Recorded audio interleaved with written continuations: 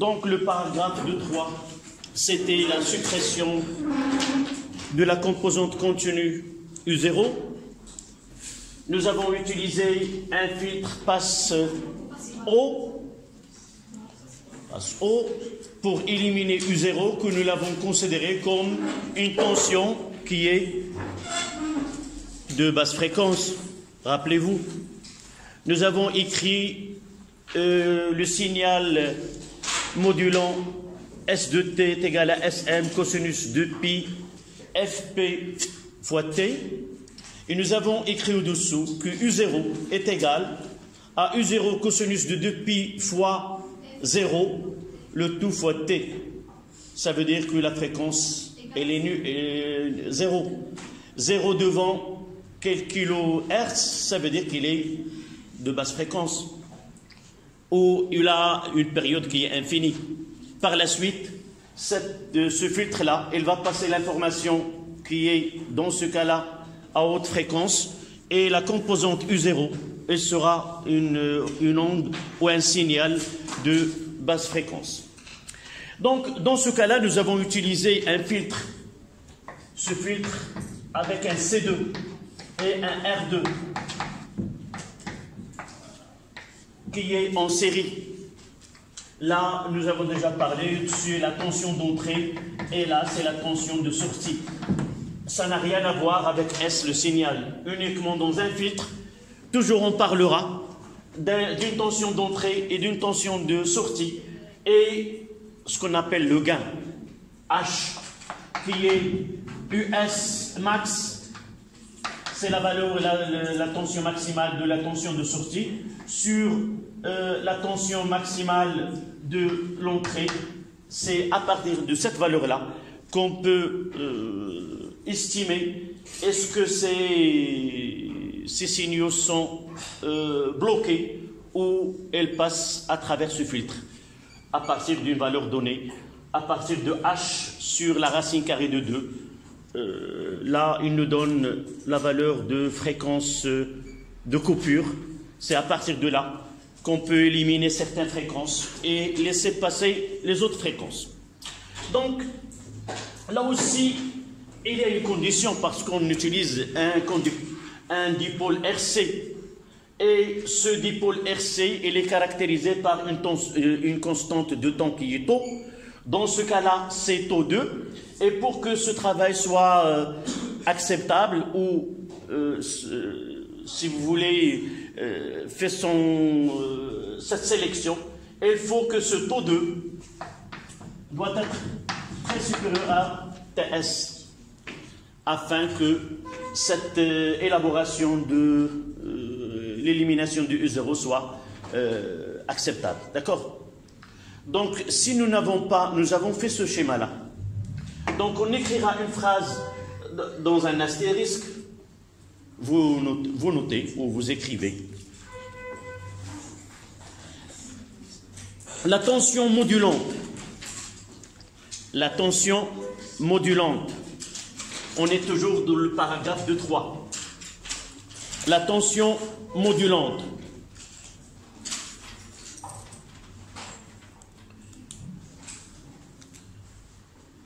Reformer la tension modulante. Reformer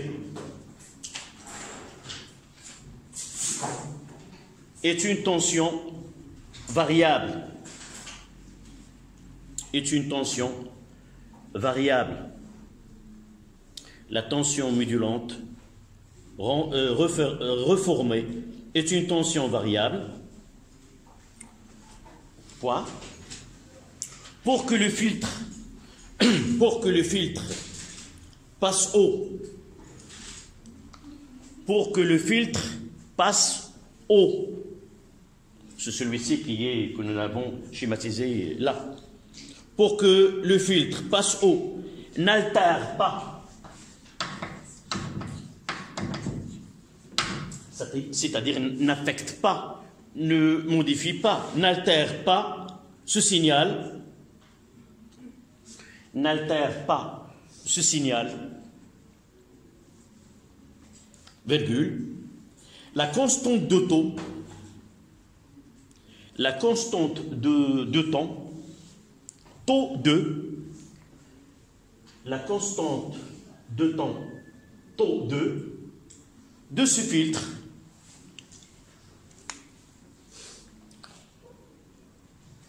doit être bien supérieur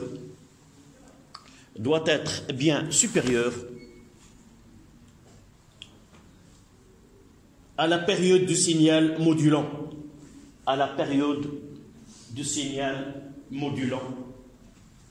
TS, T majuscule, indice S. Et vous notez, à la période du signal modulant, TS.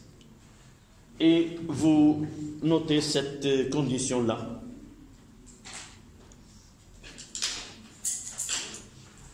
Et on passera à 2,4, c'est mettre le bilan de cette modulation de la première phase jusqu'à l'obtention du signal informatif ou du signal que nous l'avons modulé.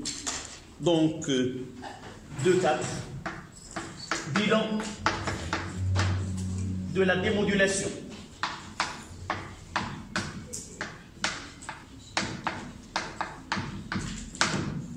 Ce que nous avons fait, ce sont des étapes, étape par étape. Et là, nous devons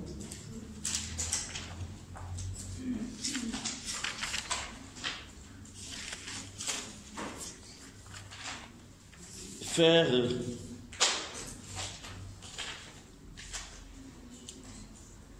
un bilan. Comment, au moment où on recevra ce signal modulé jusqu'à obtention de l'information. Oui, mademoiselle. Qu'est-ce qu'il y a? Tu laisses ceci tu continues le cours et par la suite, tu chercheras là où les paragraphes ne sont pas écrits. Donc, rappelez-moi ces étapes qu'on devrait réaliser afin de reconstituer ou d'avoir ce signal informatif ou rappelez-moi l'histoire. Ce cours-là peut être considéré comme une petite histoire. Racontez-la maintenant. Oui. D'où le commencement, c'était avant la modulation. On parlera de la modulation, puis la nécessité de cette modulation, puis la démodulation. Bah, tu discutes. Ah, tu veux poser une question? Oui. Dis ce que tu veux dire. Et j'entends.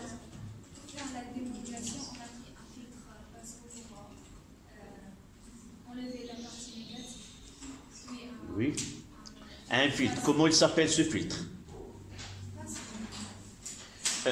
C'est toute une partie que nous avons, un détecteur d'enveloppe. Dans ce détecteur d'enveloppe, il y a une diode, il y a un filtre que tu viens de dire. Comment il est ce filtre-là? Un passe-haut ou un passe-bas? Un passe-bas. Pourquoi? Pour mémoriser les choses. Pourquoi un passe-bas? Quel est notre rôle dans la démodulation? C'est de récupérer le signal informatif qui est de basse fréquence. Donc, on doit utiliser un filtre qui fait passer les basses fréquences et éliminer les hautes fréquences. D'accord? Par la suite, après avoir utilisé ce détecteur d'enveloppe, qu'est-ce qu'on va utiliser? C'est la partie que nous avons. On va éliminer la partie négative. Non, la partie négative est la porteuse, ta copine, et c'est en chargé. On reste, donc tu insistes à rester dans le détecteur d'enveloppe. Oui, quelle est ta question? Le rôle du diode. Oui. Il remplace le conscient du bassin. La diode, quand vous vous l'avez étudié en tronc commun. En réalité, on le traite en électronique. Il permet de faire un redressement d'un courant variable. Si nous utilisons une seule diode simple, il y a le redressement d'un simple alternance. Ça veut dire que si le signal est ainsi, il va redresser sa alternance. Celui-ci sera éliminé, celui-ci éliminé, et celui-ci sera éliminé. Mais la diode, dans le cas de ce détecteur d'enveloppe, aussi, elle est capable de bloquer dans un sens que dans un autre. Et c'est pour cela que nous l'avons utilisé lorsque nous avons fait ce qu'on appelle le lissage. En réalité, il y a la suppression de la partie négative et le condensateur, son rôle, c'est le lissage. Ça veut dire quoi, le lissage? Rendre lisse, c'est-à-dire blarbial, timlis. Lorsqu'on utilise ça pour avoir une surface nette. C'est de cette façon que je traitais la question avec vos camarades de la classe arabisée. Donc, au lieu d'avoir ce don de ci là, on essaie d'avoir une qui est lisse, il n'y a pas ces dons.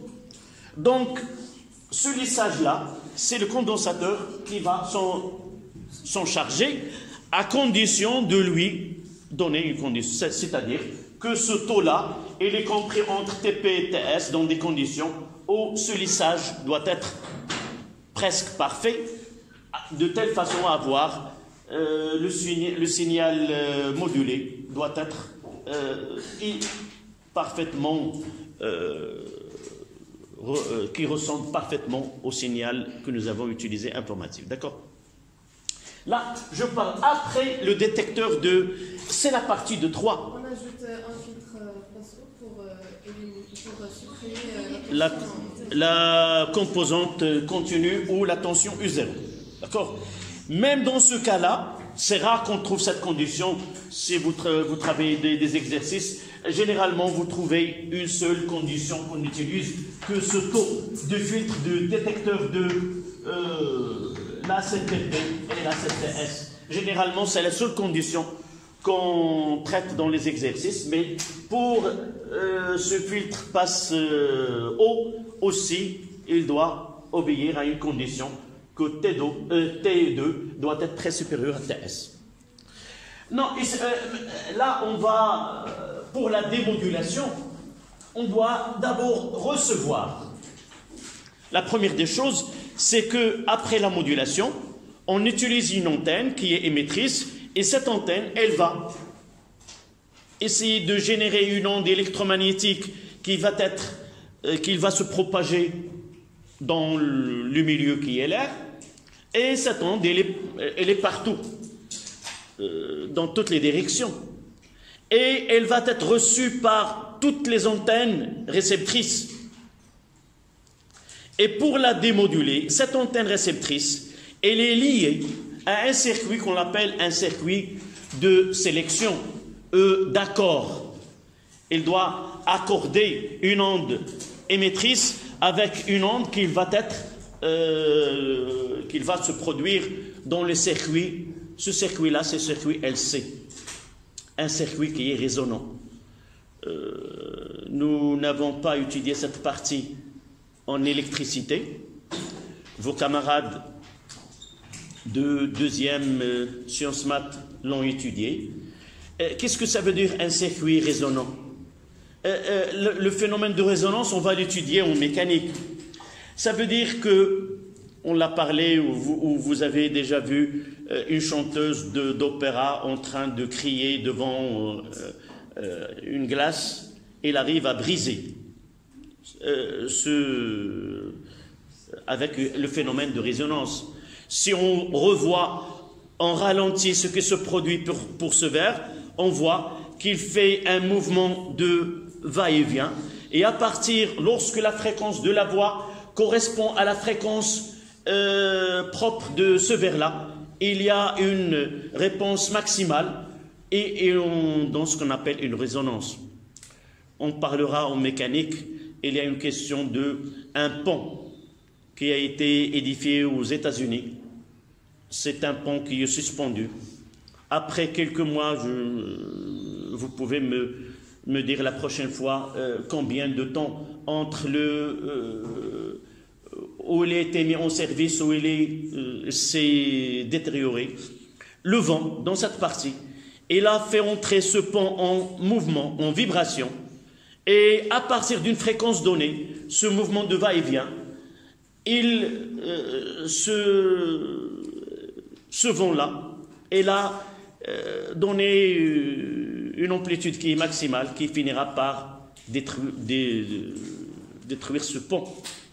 Donc, c'est quoi ce phénomène de résonance? Le phénomène de résonance, il y a deux parties.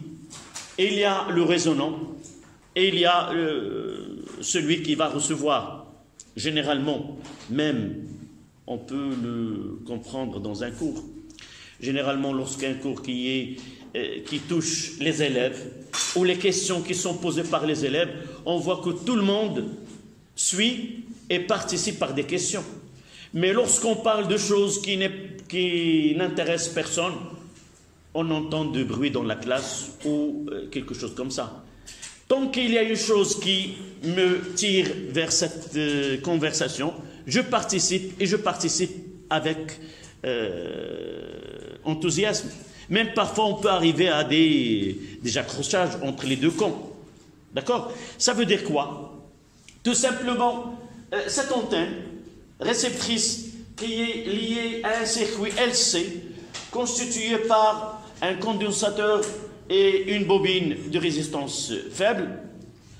Ce circuit-là, il a une période propre, c'est-à-dire une fréquence propre, nous l'avons déjà étudié.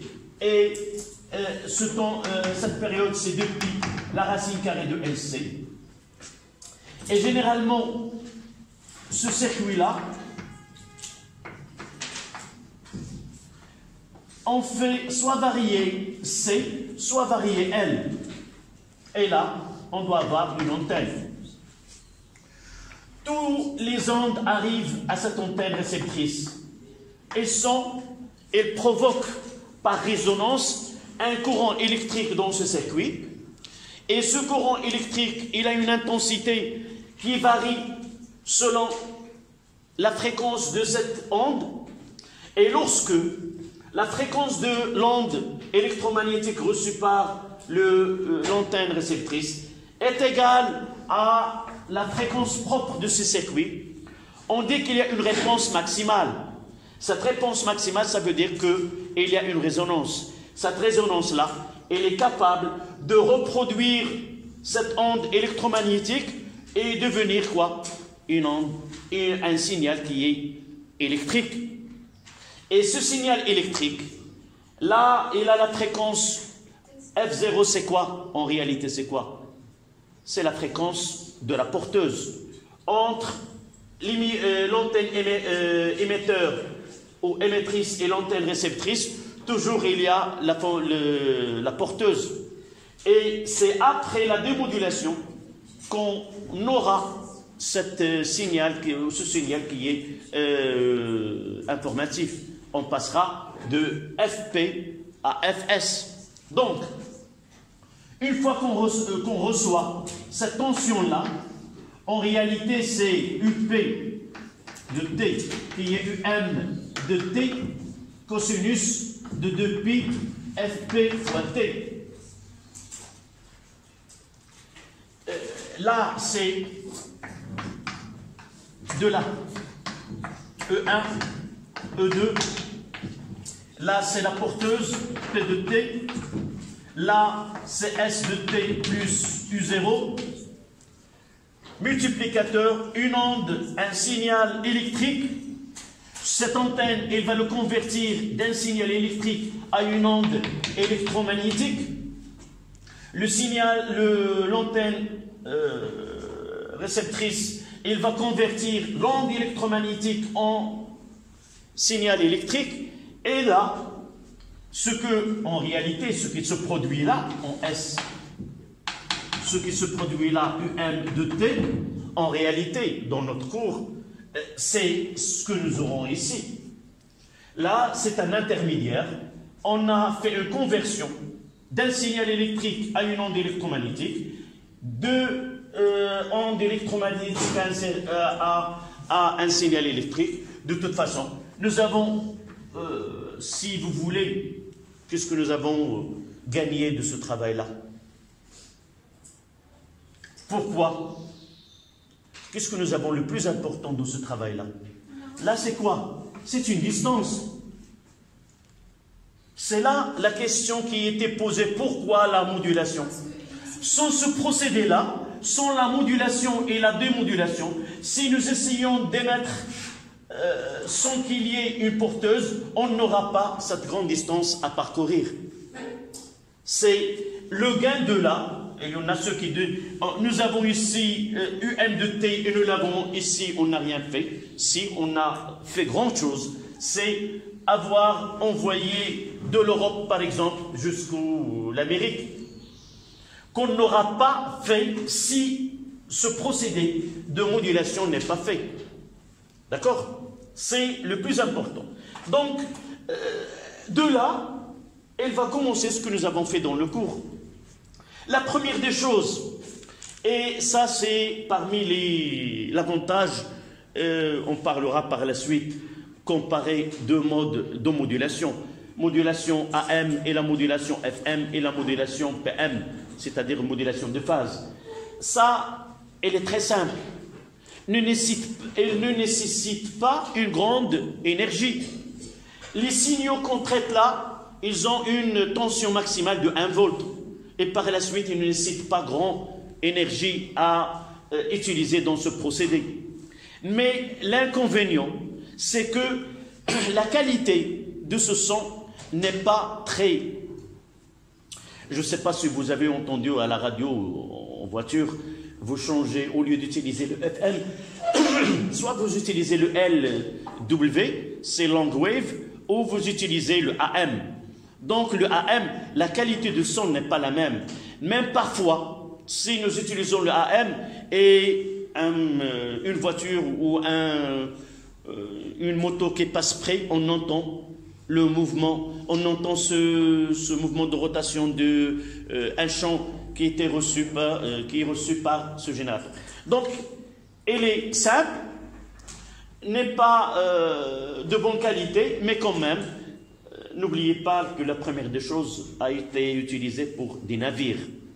C'est pour uniquement alerter, donner des signes de présence. Le but au début n'était pas pour écouter de la musique stéréo ou de mettre quelque chose. Il a un but qui est très spécial. D'accord? Donc, ce signal qui est faible, si nous ne faisons pas une amplification, elle risque de ne pas passer dans la diode. La diode, là, elle a une tension de seuil. Généralement, on utilise des diodes qui ont une tension de seuil la plus basse, 0,2, afin de ne pas affecter cette tension de seuil, l'onde reçue par le circuit d'accordement.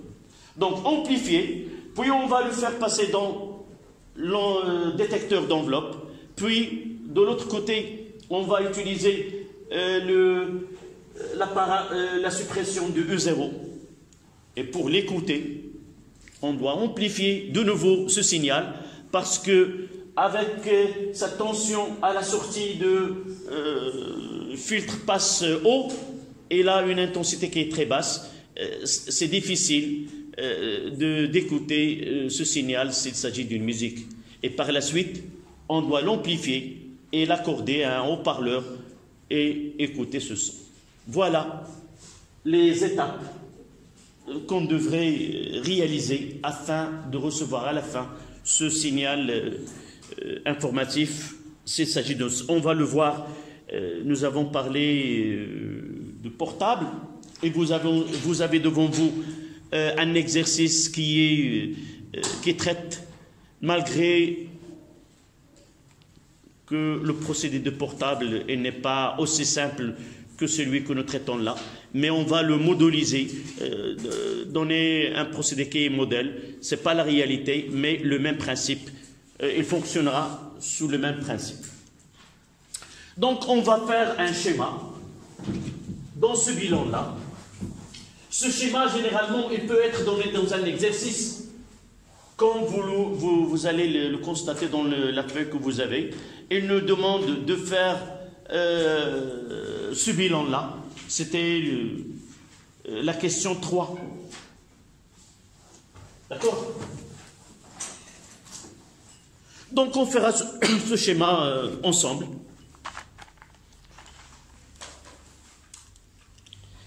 Donc là, on commencera par une antenne réceptrice.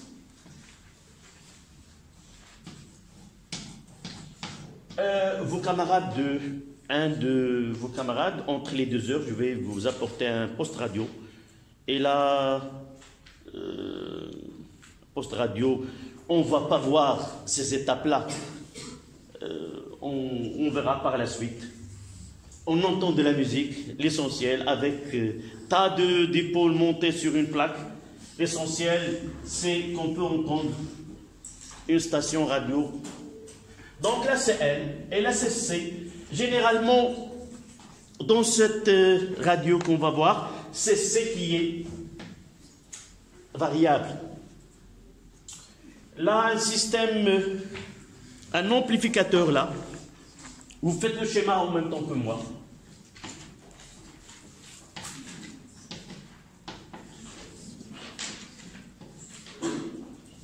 Amplificateur.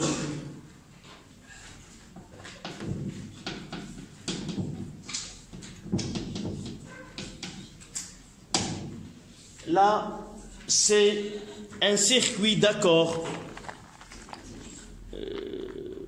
Accordé, c'est lié.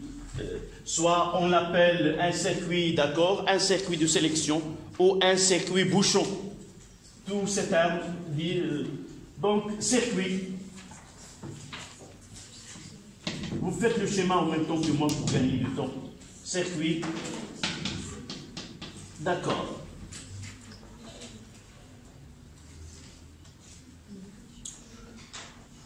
Là,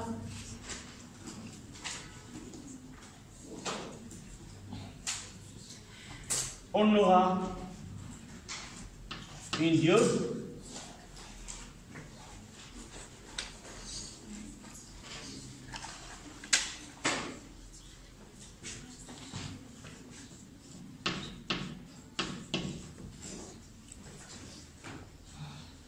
Un condensateur.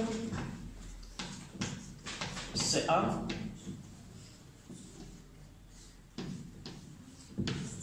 Un conducteur ohmique R1. Puis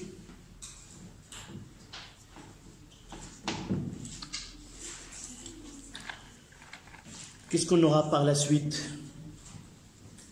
La partie où il y a un C2 et il y a un R2.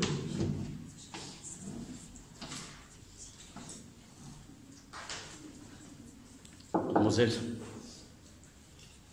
Et juste après, on aura le même amplificateur là, un amplificateur de puissance.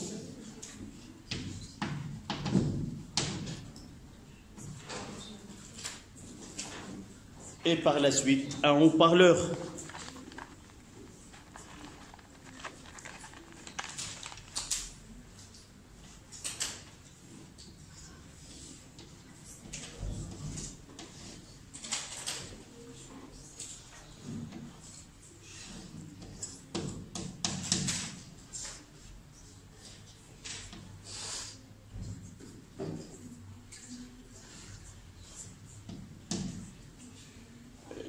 Je ne suis pas expert en musique. Si quelqu'un fait de la musique, qu'il peut nous dessiner des notes musicales. Personne ne fait. Tu nous donnes une petite. Voilà. en rouge, tu me dessines des phrases musicales. Phrases ou bien des secondes? Des phrases. Voilà, je vois qu'ils font des lignes avec un trait qui sont très... Essaye d'appuyer sur le... Dans le même... Donc, une phrase musicale. Et tu vas nous dire c'est quoi cette phrase que tu as écrite. C'est rare de rencontrer en classe. J'avais auparavant des qui chantent, mais des qui utilisent de la musique et qui savent lire.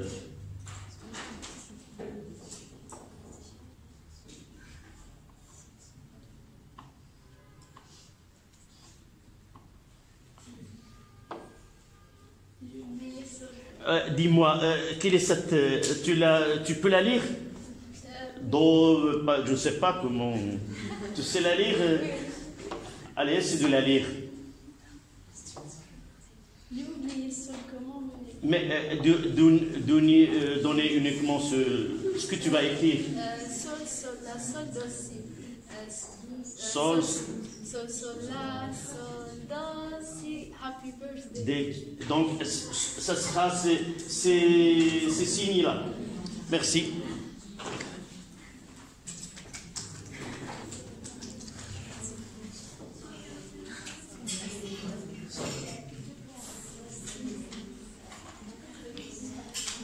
Personne n'a aujourd'hui un anniversaire. Personne. C'est dommage. Nous avons déjà ici la musique. Il ne reste que la personne qu'on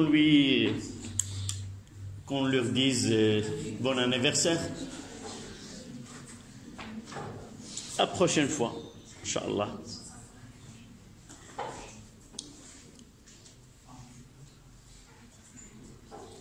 Donc là, c'est un haut-parleur.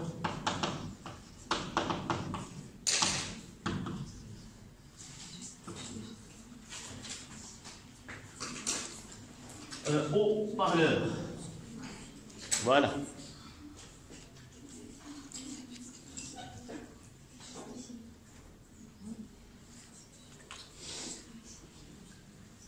Et ce que vous voyez devant vous, ce sont le principe pour recevoir une onde radio.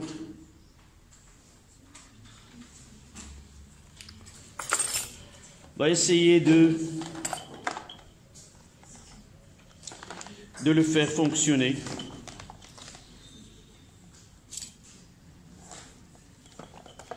J'espère que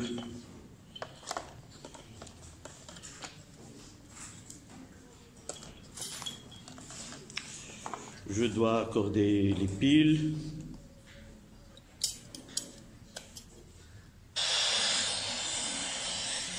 Et là, c'est là où le condensateur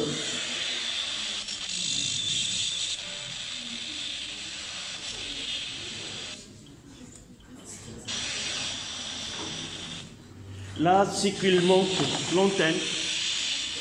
Il doit être... Non, c'est un élève. Et j'attends votre travail.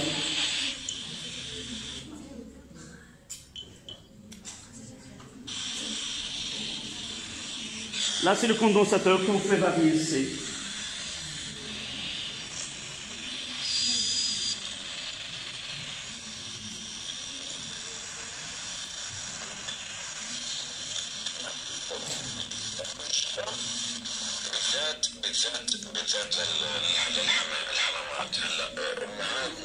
Il montre une antenne.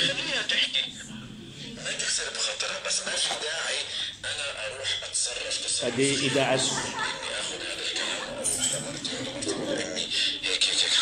إذاعة سوا أظن 100 ميجا هرتز.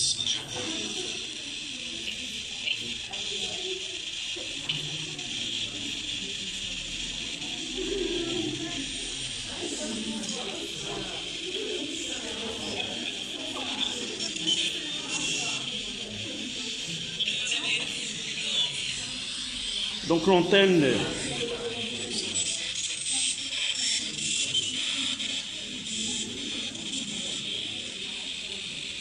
Donc là, on passe d'une bande, d'une station radio à une autre. Là, ce que vous voyez là, c'est la bobine. Et là, il y a un noyau de fer doux. Là, sa valeur, elle est constante, mais on fait varier C afin de lire. Donc, ça, c'est le travail d'un... J'attends ce que vous pouvez faire. Monsieur, mais il a utilisé... Oui, c'est ça ce que j'ai dit avant. En utilisant vraiment ce travail-là, lorsqu'on parle d'un amplificateur ici, on doit avoir un circuit qui est complet. Vous pouvez le voir par la suite. Là, pour un amplificateur, il doit être alimenté. Et par la suite, on aura besoin de ce que nous n'avons pas fait ici. Ce sont des sources d'énergie qui doivent être utilisées. Mais l'authentique récepteur AM, il n'a pas besoin d'une pile pour fonctionner.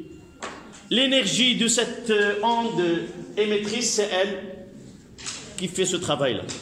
Donc, notre cours est terminé.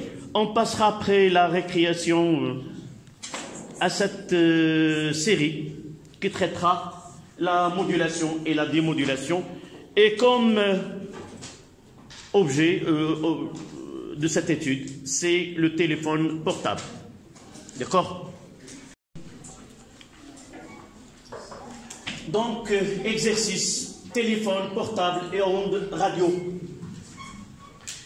Essayez de lire dans ce type d'exercice, généralement, dans l'introduction, certains élèves ne donnent pas une importance à cette introduction du sujet et il se trouve que des questions sont liées à cette introduction. On va voir par la suite.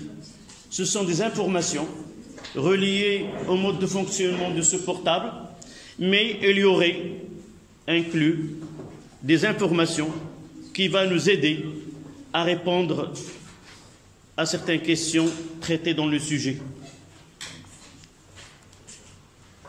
Donc, le téléphone portable fonctionne comme une radio. Lors d'une communication, la voix est convertie en un signal électrique par un micro grâce à un système de conversion numérique et de modulation. Ce signal électrique est couplé à une onde porteuse qui, après amplification, est émise vers l'antenne la plus proche. Celle-ci transmet le signal à une station de base qui l'envoie alors à une centrale par ligne téléphonique conventionnelle et par faisceau hertzien. De là sont acheminées les conversations vers le téléphone de destinataire selon le même processus, mais en sens inverse, non représenté sur le schéma que vous avez sur la feuille. C'est-à-dire, on n'a rien représenté de l'antenne émettrice au destinataire. Donc, après démodulation et conversion analogique, le signal électrique est transformé en signal sonore par le haut-parleur de l'appareil récepteur. Les ondes électromagnétiques sont déjà très largement utilisées pour la télévision, la radio, la CB et les radars, si bien que les gammes de fréquences restantes pour les portables sont de plus en plus restreintes. L'une d'entre elles s'étend de 890 à 915 MHz. Or, un appel nécessite une bande passante de 200 kHz. Autrement dit, dans cette bande de fréquence de largeur 25 MHz, on ne devrait pouvoir passer que 125 appels simultanés. La solution était de fractionner le fractionnement de réseau et celle... Oui, je dois faire remonter...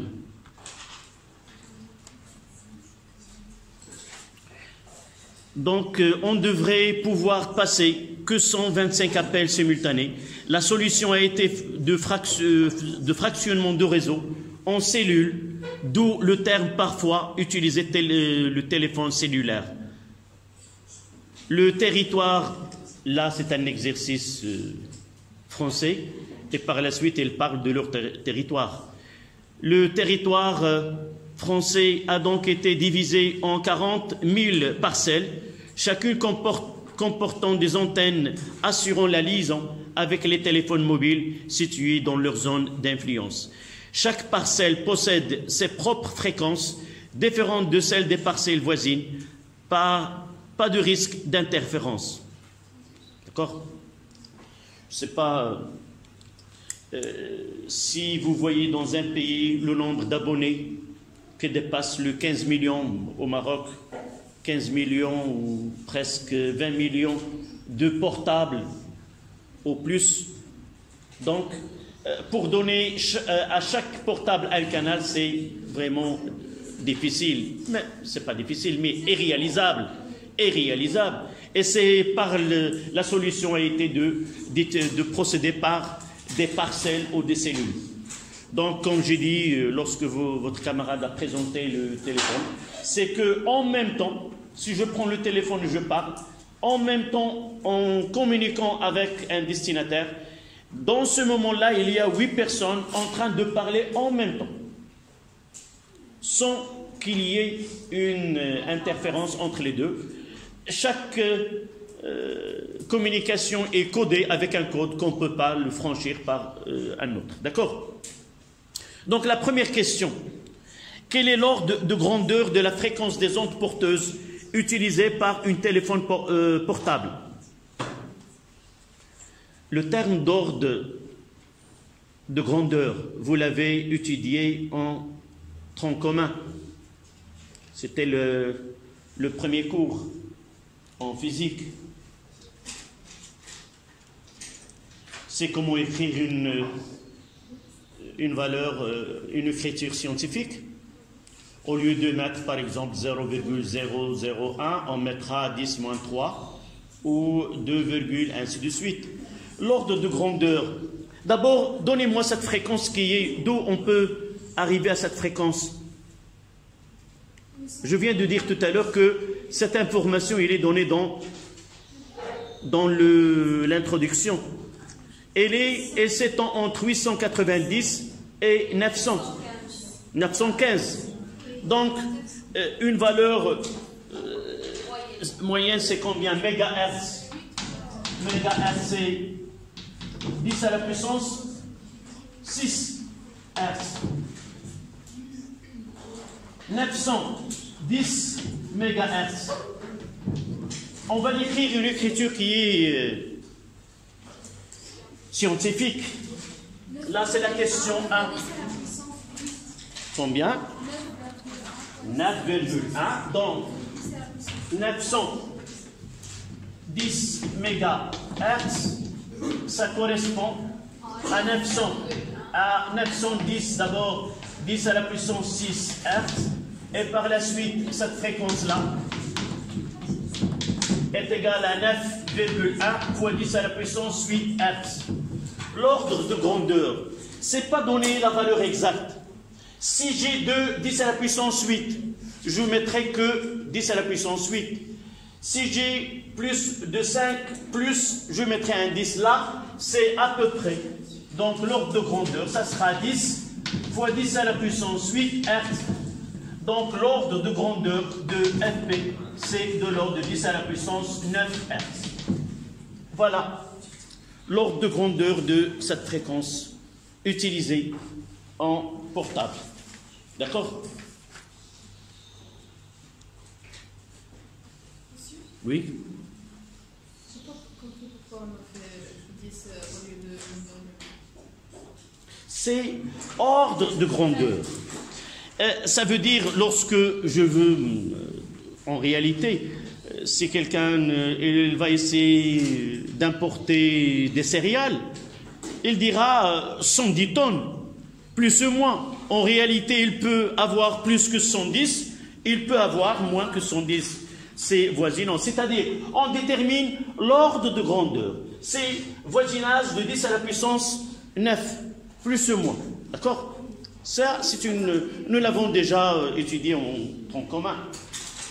On dit quelques kilomètres. 100 km, on dira que 100 km plus ou moins 2 km, ça n'affecte en rien. Uniquement une estimation. D'accord? Donc, d'où j'ai utilisé cette valeur-là, c'est à partir, donc je vais essayer de, pour bien voir le tableau. Donc cette valeur, elle a été prise des données. À partir des données, nous disons,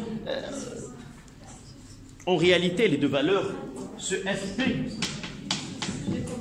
entre 890 et 910. 915. C'est-à-dire entre 8,9 10 à la puissance 8 et 9,15 10 à la puissance 8 1. Moselle, c'est ta question. Oui. Ou la question de...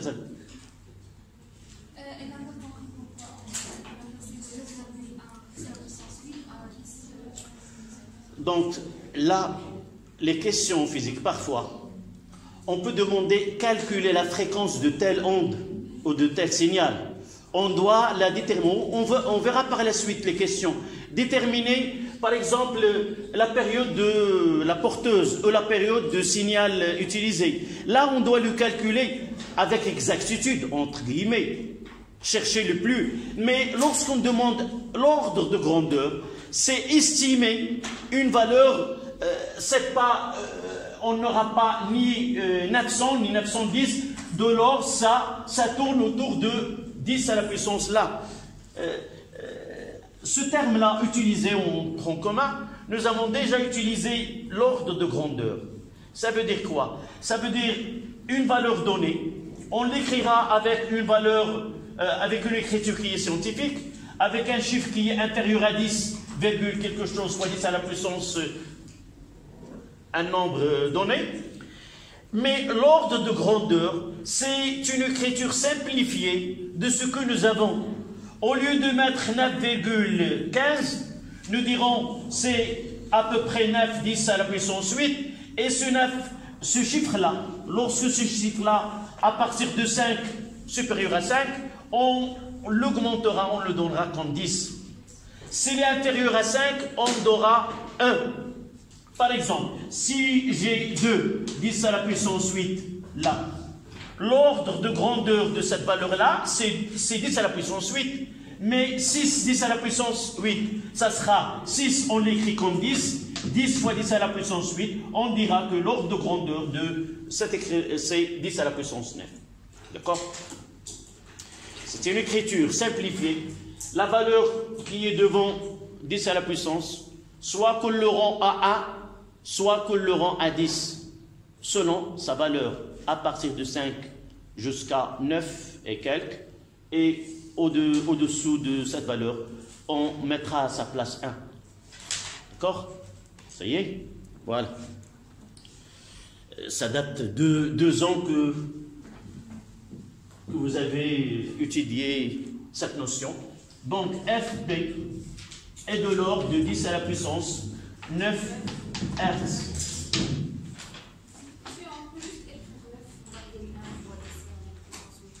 Non, nous avons une gamme, une bande.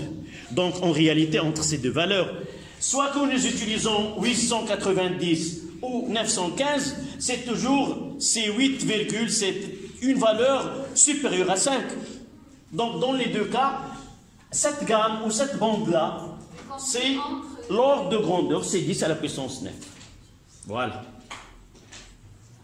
Normalement, cette question ne doit pas poser une difficulté. Ça, c'était la première question, c'est de calculer, de donner l'ordre de grandeur de cette fréquence. Et vous voyez que cette valeur a été tirée de l'introduction. Mais ça ne nécessite pas tout ceci. On dit d'après le texte, FP elle est comprise entre tel et tel, donc son ordre de grandeur est de 10 à la puissance 9. Ça uniquement pour vous rappeler ce que vous devez connaître à partir du cours du tronc commun. Donc la réponse, ça sera d'une façon... Non, je vais la reprendre pour ne pas... Donc la fréquence FP entre 890 et 915 MHz, ça veut dire que FP elle est comprise entre 9,15 10 à la puissance 8 Hz et 8,9 10 à la puissance 8 Hz. Ça veut dire que FP est de l'ordre de 10 à la puissance 9 Hz. Voilà. C'est comme ça qu'on doit répondre. Ce que j'ai écrit tout à l'heure, c'était comprendre l'origine et vous rappeler ce terme ordre de grandeur. C'était 1,1. 1,2. On demande de calculer quoi? La longueur d'onde. Lambda est égal à quoi? À C sur F. Nous l'avons noté FP sur FP. C'est 3 10 à la puissance 8 sur 10 à la puissance 9. Et ça donne combien?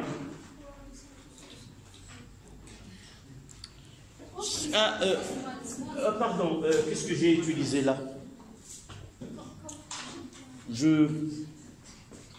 Lambda.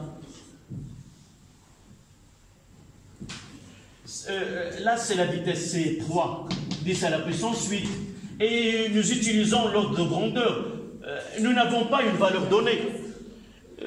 Est-ce que je vais utiliser 8? Pourquoi ils nous ont demandé l'ordre de grandeur? C'est pour l'utiliser par la suite. Nous n'avons pas donné que cette portable, elle utilise la fréquence telle. S'il nous donne une fréquence bien spécifiée, on va l'utiliser. Mais là, on va donner l'ordre de grandeur, c'est 10 à la puissance 9. Ça veut dire que c'est 3, 10 à la puissance moins 1 mètre.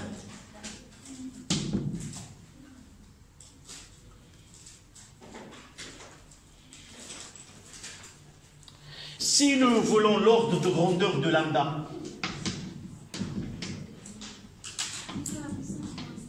de grandeur de lambda, ça sera quoi? 10 à la puissance moins 1. Donc lambda est de l'ordre de 10 moins 1 mètre.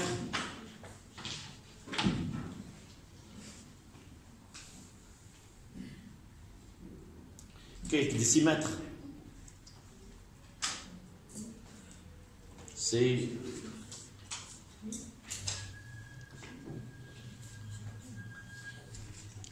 oui. Oui, oui. C'est 3. Ça, c'est la réponse. Qu'est-ce que j'ai écrit ici? L'ordre de grandeur. Et ça veut que ce terme ordre de grandeur n'est pas bien compris. Qu'est-ce que ça veut dire l'ordre de grandeur, dit grandeur donnée?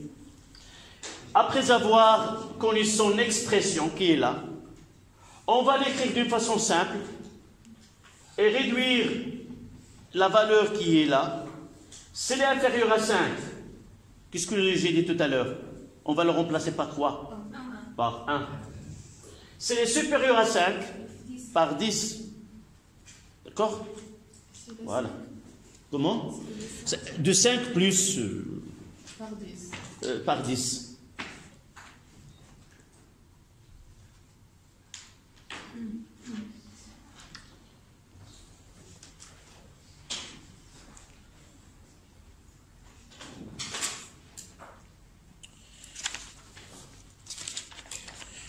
Donc, on passe partie 2.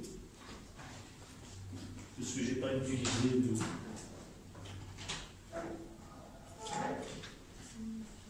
Pensez à la question de 1. Quelle serait la réponse?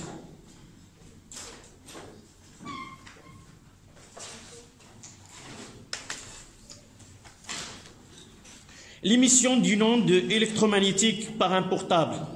On peut représenter symboliquement la chaîne d'émission par le schéma de la figure 1. Il y a un micro-amplificateur, puis au-dessous un oscillateur haute fréquence B, puis un circuit de modulation, puis amplificateur, puis une antenne. En quel point A, B ou C de la figure se trouve-t-on? 211 l'onde porteuse et 212 le signal modulant. Sur le schéma, il y a des indices qui nous permettent de connaître le signal modulant. C'est en A. Il y a un micro, c'est-à-dire un son. Donc, nous avons dit que les ondes sonores sont de basse fréquence. D'accord? Et au-dessous, il y a un oscillateur de haute fréquence. Donc, c'est la porteuse. Donc, 2, 1.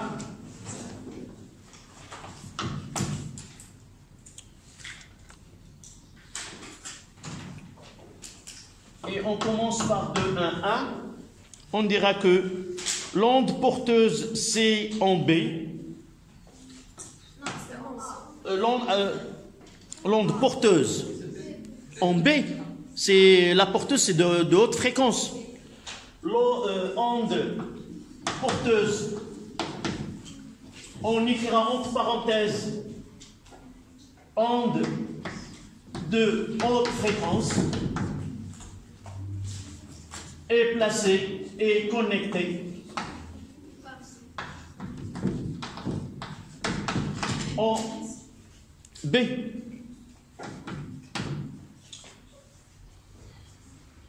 Et le signal modulant 2, 1, 2, signal modulant, entre parenthèses, c'est un son qui est de basse fréquence. De basse fréquence. En A.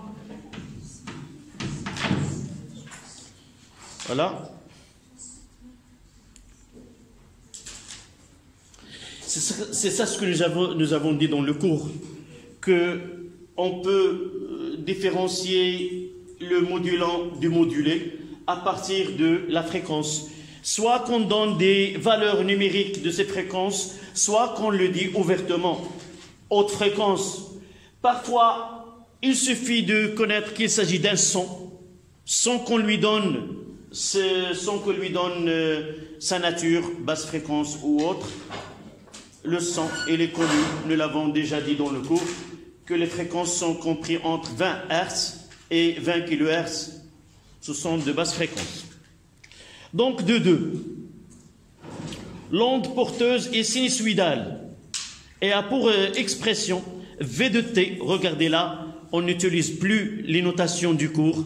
Donc, il vaut mieux de comprendre comment on a travaillé sur la porteuse, le signal modulant, et ainsi de suite. Ce n'est pas la peine d'apprendre ces notations, P de T, S de T. Parfois, c'est exprès qu'on change de notation pour savoir vraiment si l'élève a bien compris le processus de la modulation. D'accord? Donc, V de T est égal à Vm cosinus de pi, mais on garde Fp là. T. Le signal modulant est en général complexe, mais comme tout signal périodique, il peut se mettre sous la forme d'une somme de fonctions sinusoïdales. Ça veut dire que ce que nous transmettons dans un portable, ce n'est pas ce que nous avons étudié, mais on peut, les mathématiques, elle est capable de remplacer une fonction qui est complexe par une série de fonctions sinusoïdales qui sont simples. Ce sont, vous allez les étudier, Inch'Allah, après le baccalauréat. Donc, pour simplifier, nous prenons pour le signal modulant l'expression U de t est égale à UM cosinus de pi FM t. On envisage une modulation d'amplitude, c'est-à-dire que le signal modulant va modifier l'amplitude de la porteuse. 221. Pour obtenir une modulation de bonne qualité, faut-il choisir FP très supérieur ou très inférieur à FM? FP, c'est quoi? C'est la porteuse.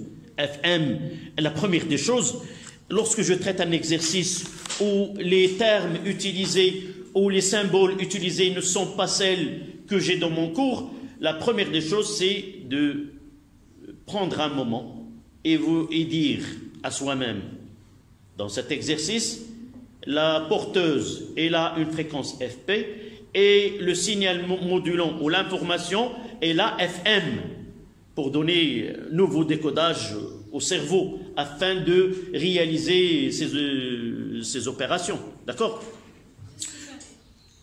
Donc, c'est simple de dire que la porteuse elle est de haute fréquence, là le signal modulant de basse fréquence, donc automatiquement FP doit être supérieur à FM. D'accord? D'accord. Donc, 2,2, on mettra 2,1. Donc, si tu es d'accord, tu me donnes cette phrase qu'on va écrire. Puisque la porteuse est de haute fréquence et le signal est de basse fréquence, donc FP doit être supérieur à FM. Généralement, 10 fois. À partir de 10 fois, on peut avoir une bonne modulation. D'accord? Donc, puisque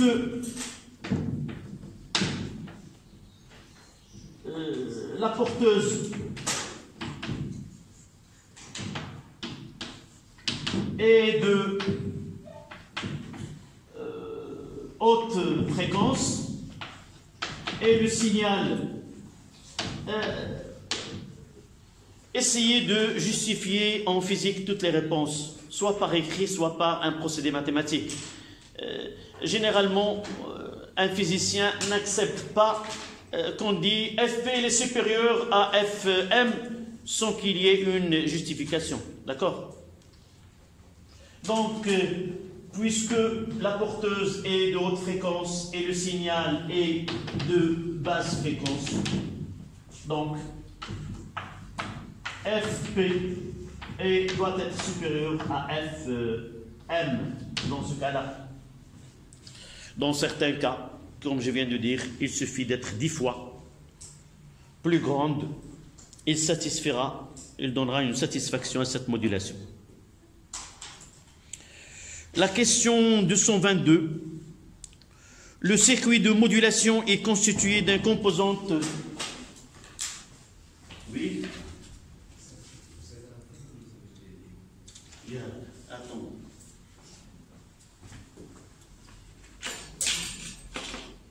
Voilà.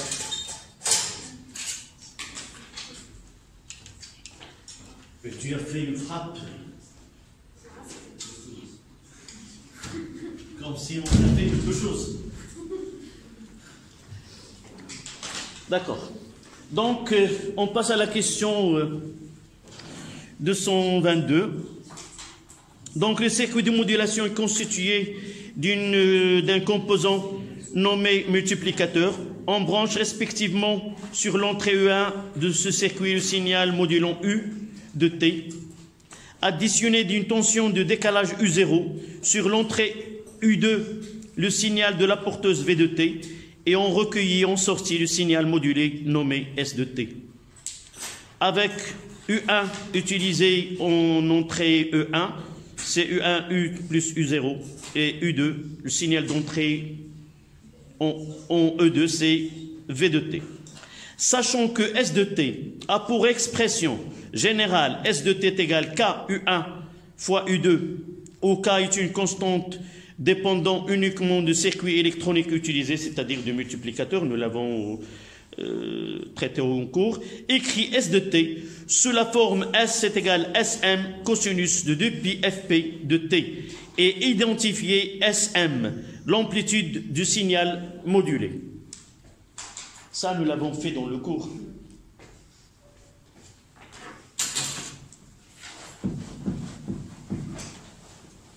La première des choses, c'est de décrire les fonctions que nous avons avec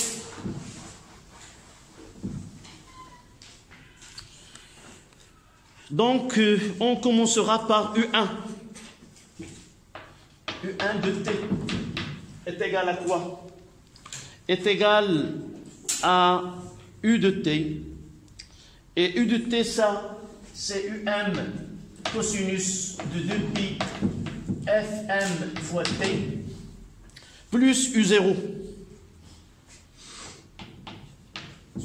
U2 de T, c'est Vm cosinus de 2pi Fp fois T. Suivez le calcul avec moi si... Donc, S de T, c'est quoi? C'est K fois U1 de T fois U2 de T. Pourquoi on a fait U de T, U2 de T égale à VM? Ce sont les données. Ils ont donné V de T est égal à... Tu as une feuille. Pourquoi tu l'as déjà classée dans cette chemise? Essaie de la sortir et la tienne. Où est la tienne? Chacun a sa feuille et essaie de lire d'une façon directe. C'est pas la peine. Il est fait pour suivre. C'est ça ce que je dis. La première des choses, je viens de dire que dans un exercice, la première des choses, c'est de relire et d'essayer de réécrire ces données selon le choix de l'exercice. Peut-être dans le contrôle continu, on n'aura pas V, on aura un autre symbole. D'accord? Donc je remplace, ça sera K fois UM cosinus de 2pi FMT plus U0 fois VM cosinus de 2pi Fp fois T.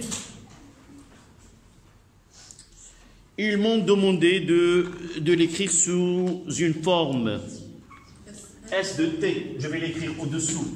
S de T doit être égal à SM cosinus de 2pi Fp fois T. C'est ça ce qu'ils nous ont demandé. Donc, cette partie-là, elle est là.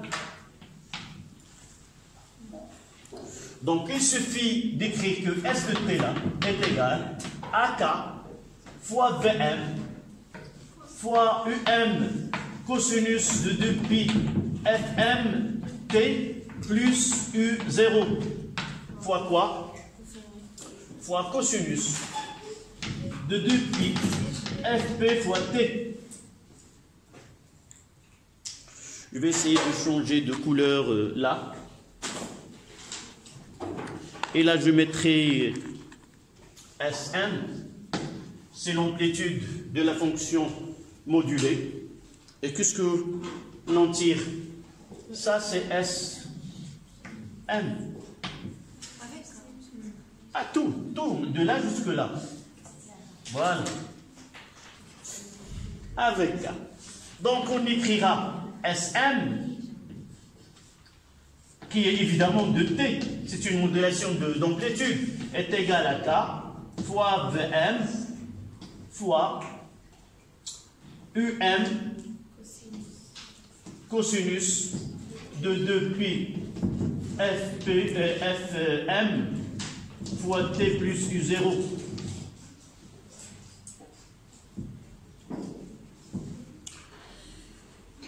D'accord, c'est ça ce qu'ils nous ont demandé en première étape.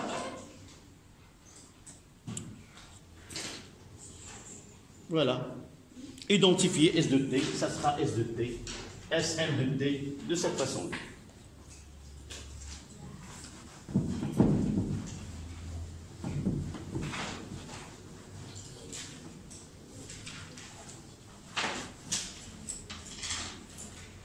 D'accord?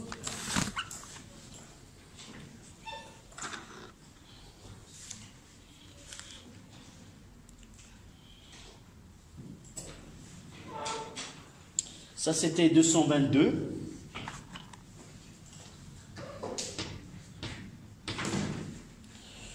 Et maintenant, on passe à 223.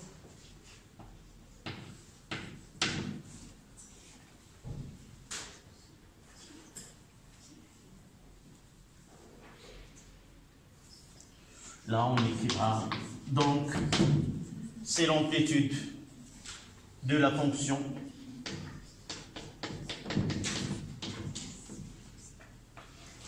de signal modulé.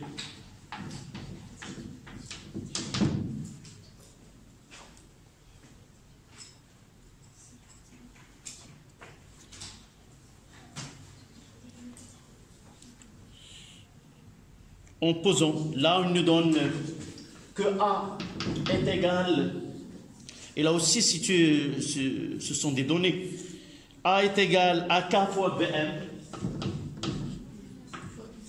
fois U0,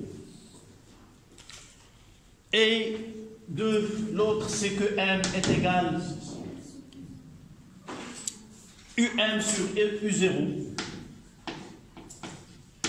Dans notre cours, M était SM, c'est l'amplitude maximale du signal. Dans ce cas-là, SM, c'est l'amplitude de la fonction de signal modulé. Voilà, c'est pour cela. Je dois réviser mon cours de telle manière à comprendre où ces fonctions par ce qu'ils sont réellement, et non pas par les caractères que nous avons utilisés pour chacun d'eux. Donc je dois revenir à là. Et vous voyez, je dois faire sortir, j'ai déjà la KVM, donc je dois faire sortir U0. D'accord? Si je fais sortir S de T est égal à K fois VM fois U0, là, il n'y a pas de U0. Donc, je dois diviser UM par U0. Pourquoi? En faisant entrer U0, il va se simplifier. Et je vais revenir à UM. Mais de l'autre côté, ça sera un cosinus de 2pi FMT plus 1. Et vous voyez là, je peux écrire de nouveau S de T est égal CA M cosinus de 2pi FM fois T plus 1. Voilà, SM. Oui. Essayez de suivre toujours. Je fais pas mal de fois, j'oublie des lettres et personne face de moi essaie de corriger. J'ai toujours dit que le prof, il est quoi? Il est le miroir de ses élèves. Si ces informations qui arrivent aux élèves et que ne réagissent pas, ça ne sera rien. Donc, essayez d'être très réactif vis-à-vis de ce que j'écris au tableau.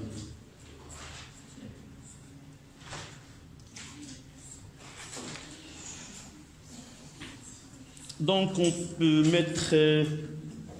voilà, c'était la même expression.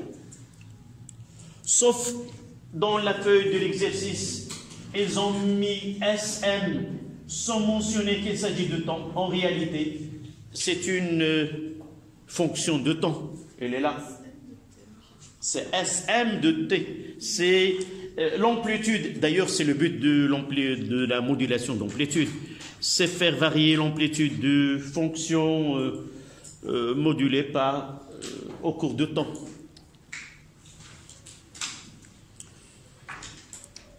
Dans ce cas-là, le M dans l'expression n'est autre que le taux de modulation. Donc, 224.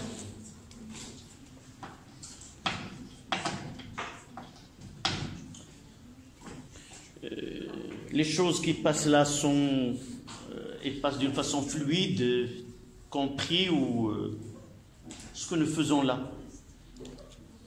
J'ai parlé de réaction.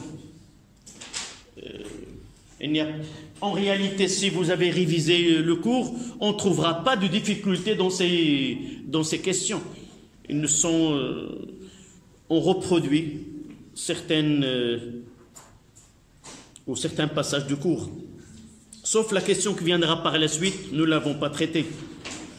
Donc, pour que celle-ci soit bonne, quelles conditions doit remplir M, le taux de modulation, pour que celle-ci soit de bonne qualité? M, qui est le taux de modulation. On ne doit pas reproduire ce que nous avons dit dans le cours. On choisira qu'une seule réponse. Laquelle? M doit être inférieur à 1. Taux de modulation M inférieur à 1 donne une bonne modulation.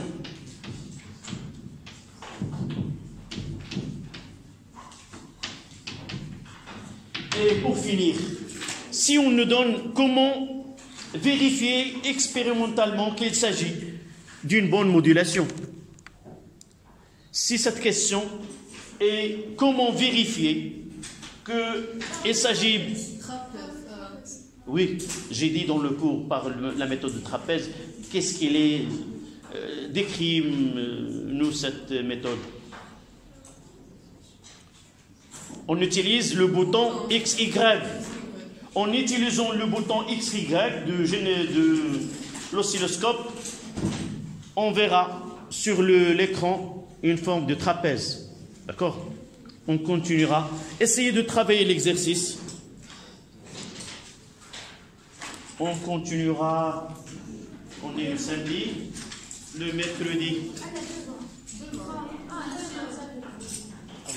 Toujours, je fais une interférence entre le vendredi et le samedi, et entre le jeudi et le vendredi. Lorsqu'on est en jeudi, je parle de samedi et j'oublie le vendredi. Et lorsque je suis en vendredi, je parle de mercredi et j'oublie le samedi. Oui, c'est un paradoxe.